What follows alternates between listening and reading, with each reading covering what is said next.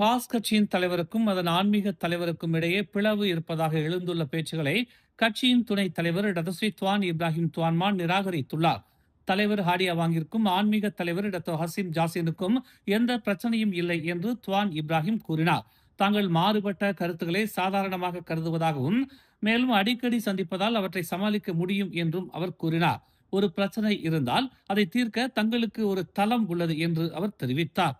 Hardy மற்றும் ஹாஷிம் இருவரும் கட்சியின் மிக உயர்ந்த முடிவெடுக்கும் அமைப்பான ஷயூரா கவுன்சிலின் ஒரு பகுதியாக இருந்ததாகவும் அதில் தாமும் உறுப்பினராக இருப்பதாகவும் துவான் இப்ராஹிம் கூறினார். ஆன்மீக தலைவர் ஷயூரா கவுன்சிலுக்கு தலைமை தாங்குகிறார், ஆனால் முடிவுகள் கூட்டாக எடுக்கப்படுகின்றன என்று அவர் கூறினார். ஆன்மீக தலைவரின் கருத்துகள் அவருடையவை, ஆனால் அவை கவுன்சிலின் கருத்துகளுக்கு இணையாக இருக்க வேண்டியதில்லை என்று அவர் சுட்டிக்காட்டினார். மேலும் செய்திகளை தெரிந்து கொள்ள தமிழ் மலர் இணையதளம், தமிழ் மலர் செயலி மற்றும் மலர் டிவி யூடியூப் சேனலை வலம் வாருங்கள்.